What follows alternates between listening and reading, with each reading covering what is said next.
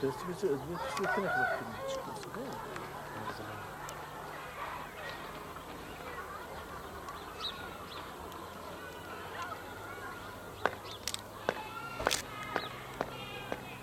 Hiç manzara kimse taşıyor.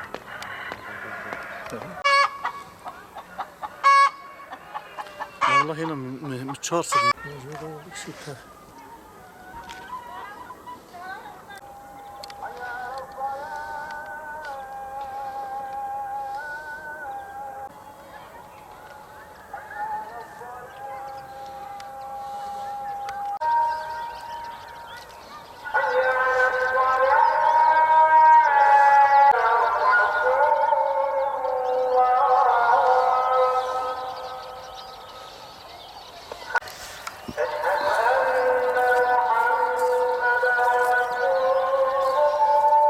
Şimdi yeşil alan ilan etmek ne oluyor? Zaten orada yeşil alanlık bölge var. 600 dönüm bölge var.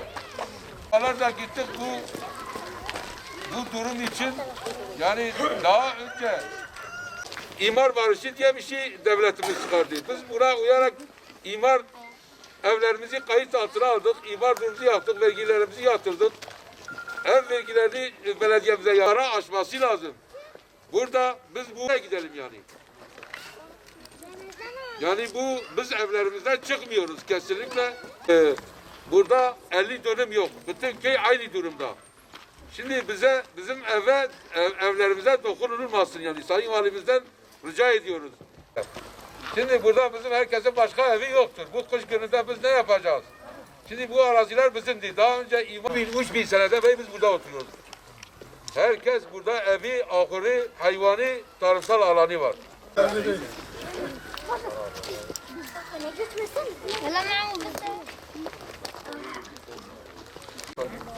Evleriyle bu arsada mesleğini tarımsal alanı kurtardan yeterli.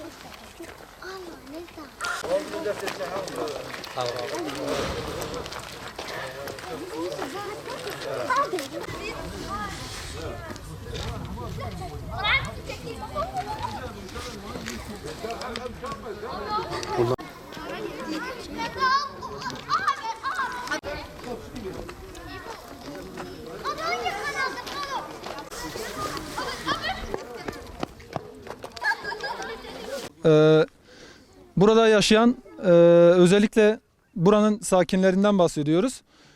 Sorunumuz 586 parsel yani tamamı hazineye ait olan ancak imar durumunun belediye tarafından ağaçlandırılacak alan olarak belirlenmesinden kaynaklı olarak valilik tarafından yapılan bir tebligat var.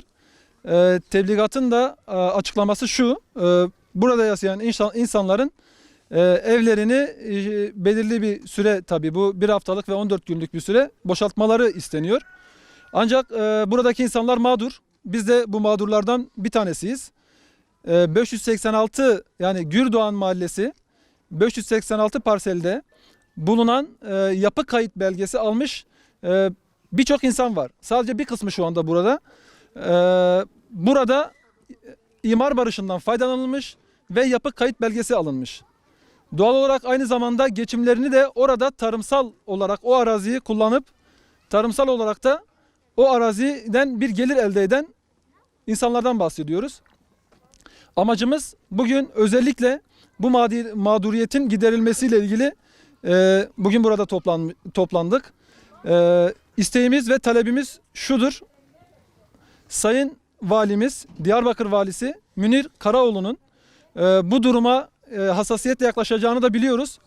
Sonuçta burada insanlar mağdur ve bu valimizin de buna en kısa zamanda bir çözüm bulup en azından evlerinin olduğu yeri ve tarımsal olarak kullanıp ecremisil ödedikleri alanı onlara satışını gerçekleştirip yani imar durumunu değiştirip daha sonrasında ise satışını yapmak için bu insanlara bir el uzatmasını şimdiden bekliyoruz.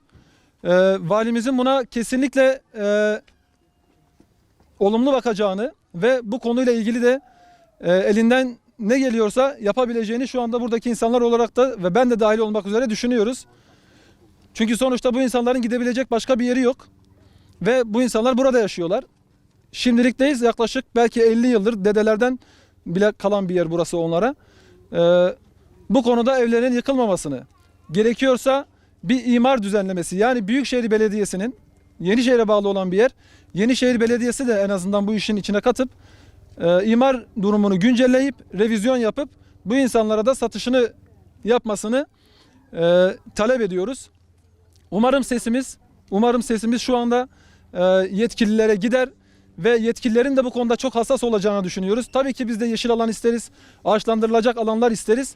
Ancak insanların evleri var ve tarımsal olarak da bu alanı kullanıyorlar. Yapılması gereken daha önceki düzenlemeler de ve emsaller de var. Peyas'ta bunun gibi bir emsal var. Yine ağaçlandırılacak olan olarak gösteriliyordu. Ancak daha sonra yapılan revizyon ve düzenleme ile insanlara satışı yapılıp insanlar da mağdur edilmeden aynı zamanda yeşil alanda yapıldı. Yani burada da böyle bir şey yapılabilir. Doğal olarak 600 dönümlük bir yerden bahsediyoruz.